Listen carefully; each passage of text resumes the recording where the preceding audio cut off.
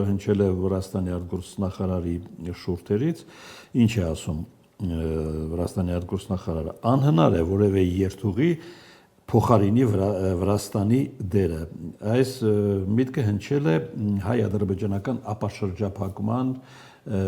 կոնտեքստում։ Իսկապես թե խանդում է Վրաստանը ընդհանրապես։ Խանդի չափաբաժին կա, բայց իրականության չափաբաժին էլ կա։ Ինչու՞։ Որտեվ թռիփը հիմնականում նախատեսված է Միջին Ասիայի երկրների հարստությունները թրիփի միջոցով, Կասպից ծովի միջոցով, թրիփի միջոցով տեղափոխվի արևմուտք։ Հիմա ներկա պահին դեռ ոչ մի նման գործակ չի կատարվում, միայն միջին միջանցն է գործում Վրաստանի միջոցով, որտեղ ծանրաբեռնվածությունը մոտավորապես 60% է։ Բաքու Թբիլիսի Ղարս երկաթուղին։ Հիմա խանդի տեսարանը այնքանով է չափաբաժին է, որ երբ որ արդեն ամբողջովին թրիփը մտնի իր գործունեության մեջ, կբացվեն նաև մյուս ճանապարհները, ասենք ուղղակի սահմանային կապ կհաստատվի Ադրբեջանի եւ Հայաստանի միջև։ Ասում են Ադրբեջանը արդեն երկաթուղի է մոտեցնում Հայաստանից։ Մոտեցնում է թրիփին։ Հա, մոտեցնում է թրիփին։ Դեռ Ղազախի կողմից դեռ ոչ մի աշխատանք չկա։ Ադրբեջանը 154 կիլոմետր արդեն սկսել է Նախիջևանի երկաթգծի ամբողջովին ոնց որ ասում են հիմնավերանորոգումը, կապիտալ վերանորոգում 154 կիլոմետր, մոտ $2 միլիարդ է, ամբողջ Նախիջևանի երկայնքով, սկսած Մեղրիից, որ արդեն մտնում է Նախիջևան, մինչև Թուրքիայի սահման, 154 կիլոմետր է։ Բացի այդ էլ Զանգելանով բերում մոտիկացնում է արդեն մեջ Ղափանին, Մեղրիին, էլի։ Հիմա դրա վրա Ադրբեջանն աշխատում, որ նա պետք է գահստի մեր սահմանը, որ մենք կարողանանք շարունակենք, էլի, մինչև Ադրբեջանը իր երկաթգիծը չբերի հասցնի մեր հայկական սահմանին, թե Նախիջևանի կողմից կամ Զանգելանի կողմից։ Պետք է հասնի մեր սահման, որ մենք կարողանանք շարունակենք, որտեվ երկաթգիծի վրա պետք է ասենք հատուկ տեխնիկա, պետք է իր տակը երկաթգիծին, որ դեռ տեղանքն էլ հայտնի չի։ Տեղանքը սենց է 99%-ով հայտնի է, խումբա չի արդեն եկել, Ամերիկայից խումբա եկել, տեխնիկական խումբա եկել է, իրանք հեսա տեղանքը մոտորես գորոշեն, բայց արդեն Ադրբեջանը արդեն մոտարապես ունի պատկերացում ու մնում է հաստատվի, թե չէ տեղանքը արդեն պարզ է։ Ես վրացական դիտարկումը ինչու մեջ բերեցի, որովհետև դրան նախորդել է Ռովերչուկի հայտարարությունը, որ մենք աբխազական գիծը քննարկում ենք բացել, չնայած Թբիլիսին արագ հերկեց, բայց Մոսկվայի հետ որ խոսում եմ, ասում են ինչքան էլ հերքի, ինչ որ բան կատարվում է Թբիլիսի եւ Մոսկվայի միջեւ։ Այո, Թբիլիսի ու Մոսկվայի միջեւ կա։ Այդ եթե կատարվում, ուրեմն թրիփին հակազդելու process է ընթանում։ Ոչ, աբխազական երկաթգիծը ընդհանրապես թրիփի հետ կապ չունի։ Ոչ կարա հակազդի, ոչ կարող է այդ ազդի նրա վրա, խափանի ծրագիր էլի, աբխազական երկաթգիծը ազդելու է։ Չէ, ավելի շուտ թրիփ արտահայտությունները դնենք մի կողմ, տրանզիտի պայքար է գնում։ Այո, իսկ ինչու է Ռուսաստանը ձգտում աբխազական երկաթգծի վերագործարկման համար, էլի, տեսեք, Ռուսաստանը եւ Ադրբեջանն ունեն լուրջ խնդիրներ։ Վերջերս էլ Ալիևը հայտարարեց, որ իրանց դեսպանատուրն Ուկրաինայում միտումնավոր են ռմբակոծել 3 անգամ։ Այսինքն Ռուսաստանը ինչ է մտածում, որ Ադրբեջանը ամբողջովին արդեն գտնվում է Թրամփի եւ Թուրքիայի ազդեցության տակ, դժվար կլինի իրանց հետ որոշակի հարցեր լուծել ըստ իրանց ցանկացած ձևով։ Դրա համար իրանք արդեն Վրաստանին մոտ 3-4 տարի Վրաստանը կարելի ասել գտնվում է ռուսական ազդեցության տակ, նրանք ձգտում են համոզելու վրացիներին, որ աբխազական երկաթուղին բացվի, որպեսզի հայկական բեռները, պարսկական բեռները եւ Ռուսաստան-Թուրքիա բեռները չգան Ադրբեջանով, Հայաստանով, գնան Պարսկաստան եւ Թուրքիա։ Այսինքն եթե աբխազական երկաթուղին բացվում է, Ռուսաստան-Թուրքիա կապը միանգամից ընդեղով է, ամենահեշտ մոտիկ ճանապարհն է։ Ռուսաստան-Հայաստան կապը Աբխազիայով է կատարվում։ Ռուսաստան-Պարսկաստան կապը կարա գա գնա Թուրքիայով գնա Պարսկաստան, կարա գա Հայաստանով, Նախիջևանով գնա Պարսկաստան։ Այսինքն ինքը Ռուսաստանը թույլատրում է Ադրբեջանի դիրքը որպես տարանցիկ երկիր Հայաստանի համար։ Այդ նպատակը դա է։ Վերջերս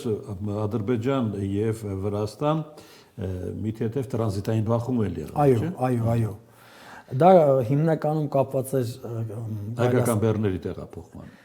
Հա, բայց գիտեք խնդիրն ինչու՞մ է։ Վրաստանում ես հիշում ձեզ ասացի, որ կոռուպցիոն երևույթները արդեն գլուխ են բարձրացրել։ Ներկա պահին Փոթի կամ Բաթումից, եթե հայկական բեռներ են գալու Հայաստան երկաթուղով, ամեն մի վագոնի համար $92 հավելավճար է մուծում հայկական կողմը։ Անունը ինչ է։ Անունը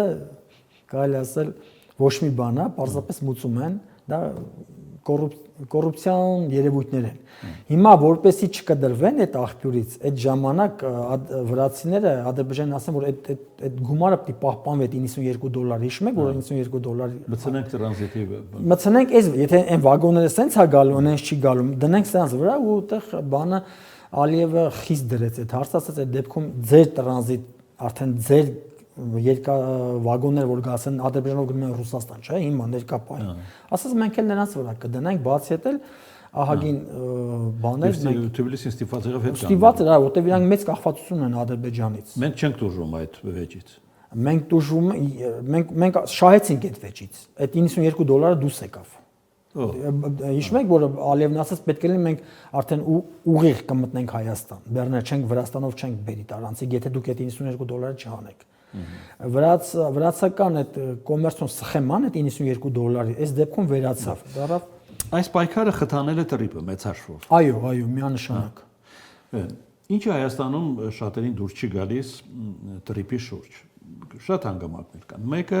այդ հարաբերակցությունը, հայ-ամերիկյան հարաբերակցությունը։ Ամերիկան գալիս է առելի տոկոսով, հայերը 26 ու չգիտեմ 74, այո, 26 ու 74։ Դա մեր շահերին դեմ գործարք չի։ Ոչ։ Նաև որոշ ընդդիմախոսներ ասում են, որ դա ուրեմն էսկալացիոն վտանգներ ռիսկեր է պարունակում, որտեղ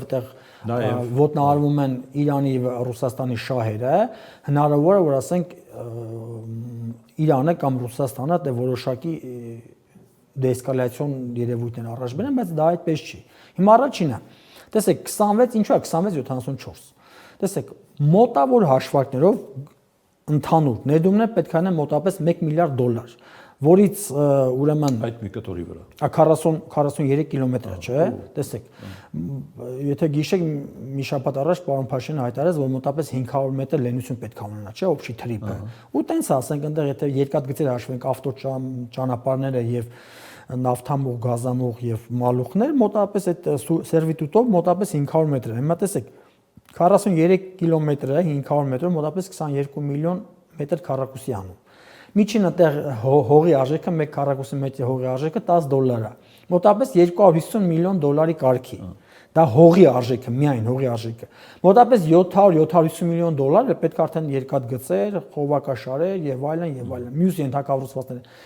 Կոպիտ հաշվարկով $1 միլիարդ ներդրումներ է պետք հողի գինն էլ հետը։ Ինչ է ստացվում։ Հայաստանը դնում է հողի գինը $250 միլիոն, դա 26%-ն է, էլի։ Իսկ այն մնացած 740-750 միլիոնը 74%-ն է։ Դրա համար է որոշվել 26-74։ Հա, շատ դա բացատրեցիք, բայց դա նաև հետո գալիս է իրավունքներին, չէ՞, այդ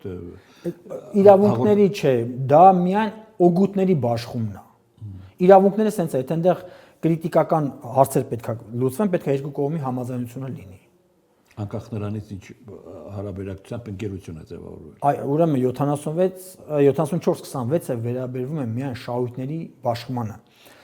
Այնտեղ ամերիկյան կողմը ունի ուրեմն լիարժեք իրավունքներ իր տեխնոլոգիաներով, իր տեխնիկական լուծումներով, իր գներով, իր որակով որոշի այդ ենթակառուցվածքները, ասենք ասֆալտի հաստությունը որոշի, երկաթգծերի լայնքը որոշի կամ երկու գիծա թե մեկ գիծա, ասենք ինչ հաղորդալարերը պղնձիցա թե ալյումինիցա օրինակի համար կամ ասենք սյուները բետոնյա թե ասենք ալյումինիցա կամ երկաթից, այսինքն տեխնիկական խնդիրները 100%-ով որոշելու ամերիկյան կողմը։ Ստրատեգիական խնդիրները երկուսով, օրինակ փայաբաժինների օտարում, թույլատվություններ, լիցենզիաներ, որ կազմակերպությունը իրավունք ունեն տեղով գնալ գալ, որ երկրները, ինչ ձևի բեռներ, օրինակի համար, որը շատ կարևոր է, ռուսական եւ պարսկական սանկցիոն ապրանքները այդտեղով իրավունք ունեն գնալ գալու։ Մեր օրենքներով այո։ Բայց հիմա եթե ամերիկյան կողմը ուզենա արգելի, մենք պետք է համաձայնություն տանք։ Այսինքն ստրատեգիական խնդիրները լուծվում են 50-50-ով, երկու կողմերի համաձայնությամբ, կոնսենսուսով։ Տեխնիկական խնդիրները 100%-ով պետք է ամերիկյան կողմին տրված այդ ուրեմն բացարձակ իրավունքը։ Լավ։ Ադրբեջանցին չի ուզում հայ մաքսավորին տեսնել։ Դա ինչ բան է։ Ուրեմն տեսեք, թրիփը այն նախագիծն է, որի շուրջ կառուցված է ամբողջ խաղաղությունը։ Կա թրիփ, կա խաղաղություն, չկա թրիփ, չկա խաղաղություն։ Իսկ Ալիևը գիտեք, ասած 3-4 տարի առաջ ինքը ասում էր, որ մենք պետքա, ինչպես Բաքվից գնում ենք Սումգայիթ, չէ՞, կամ Կիրովաբադ, նույն ձևի պետքա գնանք Նախիջևան։ Հիշում եք, մի 4 տարի առաջ Ալիևը այդպես խոսույթ էր ասում։ Հետո տեսա, որ էդի մի քիչ աննար, ասես մենք պետքա գանք ու գնանք, չտեսնենք հայ մաքսավորի երես, չգիտեմ ոնց կանենք։ Հետո որ արդեն Թրամփը խառնվեց այս խաղաղության գործընթացին, հայկական կողմից ասես ձեր կարմիր գծերը տվեք, ադրբեջանական կողմից ասես ձեր կարմիր գծերը տվեք։ Համատեցին, ասեն դե լավ, չես ուզում տեսնես մաքսավորի երես կամ սահմանապահ, այնտեղ կլինի front office, back office։ Front office-ը դա որոշելու ամերիկյան միջազգային որևէ օրինակ կա այդպեսի։ Չէ, ներկա պահին չկա։ Միջազգային որ ասենք տենց որ բան լուծածը լինի, բանը պետքա լիներ։ Աբխազիայի ճանապարհը պետքա շվեյցարացիները կանգնեին այնտեղ։ Բայց չեղավ։ Չեղավ։ Վրացիք չհամաձայնվեցին։ Հա, բայց front office-ը ինչ է։ Դա էլի ամերիկյան կողմն է որոշել, տեսեք։ Դա 100% ամերիկյան կողմի լիազորությունն է։ Ինքը որոշի շվեդ կկանգնի, գերմանացի կկանգնի, թե ասենք ռուս կկանգնի, չգիտեմ։ Բայց ասենք մեր համաձայնությամբ այնտեղ չի կարա թուրք կանգնի կամ ասենք ադրբեջանցի։ Front office-ը ստանում է դոկումենտները, սքան անում, այդ սքանը էլեկտրոնային գնում է հայկական մաքսավորի մոտ կամ սահմանապահի մոտ։ Հետո եթե արդեն անձնագիրով մարդ է անցնում, ասենք կարա բեռ անցնի, չէ, ասենք բանով գնացքով։ Իսկ եթե մարդ անցնում անձնագրով, անձնագիրը սքան արվում, վերում է հայկական անձնագիրը front office-ի աշխատողը, կլինի ամերիկացի թե գերմանացի, չգիտեմ, կվերցնի ադրբեջանցուց, կբերի կտա հային։ Հայ արդեն նախորոք ինքը էկրանի վրա արդեն սքանը կտեսնի, նախորոք կորոշի ինքը թույլատրում է թե չէ։ Եթե չի թույլատրում, պատճառը կասի front office-ի աշխատողին, ու չի մտնի տարածքը։ Չէ, պատճառը կասի front office-ի աշխատողին, մեր հայ մաքսավորը կամ սահմանապահ, ասի, էս պատճառով մենք իրան չեն կարող թողնենք։ Front office-ի աշխատողը կփոխանցի ադրբեջանցուն, որ կներեք ձեզ չենք թույլատրում, էս պատճառներով, այս խնդիրը լուծեք, դուք այս խնդիրներ ունեք, կամ խնդրեմ համեցեք, եկեք անցեք ու գալի անցնում է առանց, ասենք, հայ սահմանապահի կամ հայ մաքսավորի կոպիտ ասած շփվելու։ Դա արդեն Ալիևի պահանջներ, որ ինքը արդեն այդ խոսքը ասել էր, ոնց որ ասած խոսքը տակել մնաց։ Իսկ ինչ են տանում բերում։ Ուրեմն տեսեք, ընդհանրապես արդեն աշխարհում ունեցա, որ համարյա բոլոր բեռները սկանավորվում են, սկանավորման հնարավորությունները այնքան մեծացել է, որ գնացները ընթացքում մեքենաները կարան գան մտնեն սքանի տակ, արդեն ինքը գա մեքենան մտնի մինչև տեղավորի բան, դու արդեն 5 րոպե պետք է այդ սկանավորումը վրաս երևակում է մաքսավորի ուրեմն էկրանին, ինքը արդեն այդտեղ նայում է բեռի նկարագիրը, արդեն իր մոտ կա, չէ՞։ Նկարագիրը նայում է, սքանի նայում է, իրանք շատ շտապ որոշում են դա ռիսկային է թե ռիսկային չի։ Եթե ռիսկային է, front office-ի միջոցով փոխանցում է, որ այսինչ, ասենք, գնացքի կամ ասենք այս կոնտեյների ինչ մասում sense բան ենք տեսնում, որը մեր ռիսկային է, ինչ է դա։ Եթե կարիք կա բացելու, շատ հազվադեպ է լինում դեպքեր, էլի, ներկա պահին էլ է։ Եթե կարիք կա բացելու, front office-ի աշխատողները ադրբեջանցու հետ պետքա բացեն բեռնարկղը, այդ անետեղից, այդ արկղը, այդ կասկածելի բեռը, այդ front office-ի աշխատողը տեսնի, գա մեր մաքսավորին փոխանցի, որ սենց բեռա ու ասենք հա կամ չէ, էլի։ Հիմա Հայաստանը եւ Ադրբեջանը արդեն որորդ փորձը ունեն բենզինի առևտուրը։ Սա փորձնական process է, թե կայուն առևտրի կարող է վերածվել։ Սա կարա վերածվի կայուն առևտրի, ինչու։ Տեսեք, շատերն ասում են, որ Ադրբեջանը չունի ծավալները, որ արտադրի կամ չի արտադրում։ Դե Ադրբեջանը Վրաստանից բենզին է։ Դե որ այո, այդ ծավալները չունի, բայց ինչ իրականում ինչ ունի Ադրբեջանը։ Ադրբեջանը ունի նավթ։ Սոքար ընկերությունը նավթ է վաճառում եվրոպական կամ ռուսական կամ հենց ղազախական նավթավերամշակման գործարաններին իր գնով, իր ուզած գնով եւ իր ուզած գնով էլ փոխադարձ պայմանով քեզ այսքան նավթ եմ տալիս ինչ գնով, դու ինձ այսքան բենզին ես տալիս ինչ գնով։ Նավթավերամշակման զավոդը եւ Սոկարը մարտերի նման։ Այո։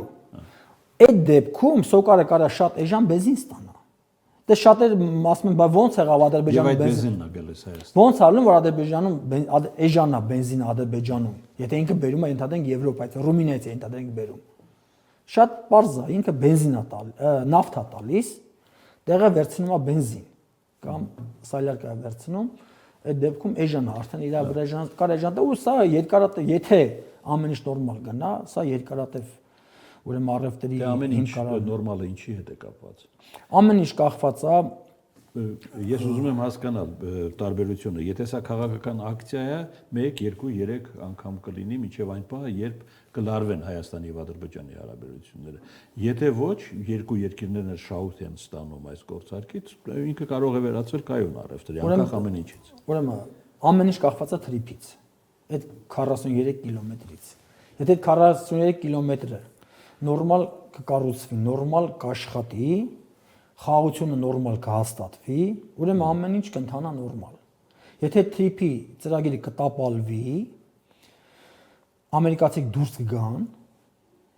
արդեն ռիսկերը Օրինակ Մոսկվան հայտարարում է թրիփին միանալու իր ցանկության մասին։ Հնարավոր է դա։ Ներկա պահին ոչ, որտեղ նախ Ամերիկան դեմ եւ մեր իշխանություններն լավ հասկանում են, որ եթե Ռուսաստանը ցանկանա մտնի թրիփի ծրագրի մեջ, Ադրբեջանն էլ է դեմ։ Ադրբեջանն է դեմ։ Ինքն է չուզում որ ռուսներից կախվածություն ունենա։ Այդ դեպքում Ռուսաստանը կարող է խանգարել թրիփի իրագործում։ Չի կարող։ Ռուսաստանը կարող խանգարել դեպքում, երբ որ մեր ղեկավարությունը փոխվի, ասենք հունիսի 7-ին իշխանապողություն լինի։ Մենք հիմա Ռուսաստանից ունենք ուղիղ կախվածություն երկաթգծերը շահագործել Հայաստանի ներսում, որոնք կառավարում է Ռուսաստանի երկաթուղային ընկերությունը։ Հայաստանը պահանջել է, որ վերագործարկվի այն գծերը, որոնք այսօր մեզ արդեն անհրաժեշտ են։ Ռուսաստանը կարող է դա չանել, պատճառաբանելով, որ ի վիճակի չի այսօր, որովհետև ծանր պատերազմ է տանում։ Կոնֆլիկտ է ասունանում այստեղ։ Կոնֆլիկտ, տենց մեծ կոնֆլիկտ չի ասունանում, ինչու որտեղ մենք ունենք կոնստիտուցիոն պայմանագիր, ինքը պարտավորվել է մոտ $600 միլիոն ներդրումներ անել, մոտավորապես 500 չի ձգում։ 30 միլիարդ ռուբլի ներդրել են, որտեղ է ներդրվել այդ։ 30 միլիարդ ռուբլի ներդրել ասել է հեշտ է, պետք է ապացուցել է։ Իմ ուսումնասիրությունները ցույց են տվել մոտավորապես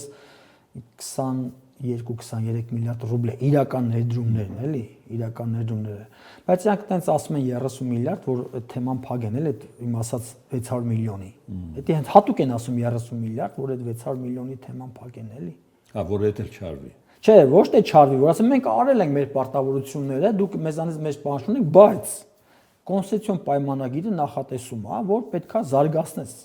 քո ենթակառուցվածքները։ Հիմա մենք ասում ենք, այս խնդիրն ունենք։ Այսինքն, եթե չանի Հայաստանը իրավասու է խզել այդ։ Այո, 28 թվին, 2 տարի է մնացել։ Ու դե ասենք, հենց թրիփետ էլ համընկնում է, էլի։ 28 թվին մենք արանք արդեն պայմանագրով 2008 թվականից ցենց 30 Իսկ եթե Ռուսաստանը կատարի իր պարտավորությունները։ Խնդիր չի, թող կատարի ավելի լավ։ Մենք ասենք գիտեք ոնց ասենք կնես չի որ մենք պետք է անպայման Ռուսաստանը թշնամանանք։ Այսօրվա դրությամբ Չէ, այստեղ խոսքը թշնամանալու մասին չի։ Օգտակար գործողության գործակից է այն հարաբերության, որը մենք այսօր ձևավորում ենք, որպեսզի որևէ մեկը չխանգարի, եթե կարող է միանալ օգուտ բերել դրան, կարող է նաև դա անել, օրինակ Ռուսաստանը որ հայտարարում։ Հիմա տեսեք, եթե Ռուսաստանը մեր համար ամենակարևորը ուրեմն երասխ Սադարակ այդ փոքր հատվածն է 1.6 կիլոմետր եւ Ախուրիկից մինչեւ Թուրքիայի սահման 1-2 էլ են։ Իրար այդ 3 կիլոմետր է։ Դա ոչ գումար է, ոչինչ, այդ նախ 5 գծեր են եղել։ Մինչեւ 92 թե 3 թվականը Գյումրից, հա, գործել, այո։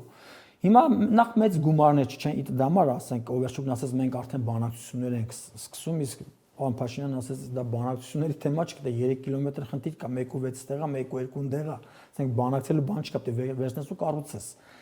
Պարզապես իրանք ուզում են մի քիչ ձգձգեն, մեր ժողովրդի լեզվով ասած պոչ են խաղացնում, որ այդ թրիփի պահով մենք ասենք դե լավ եկեք թրիփի մեջ է ձեզ ներգրավենք, բայց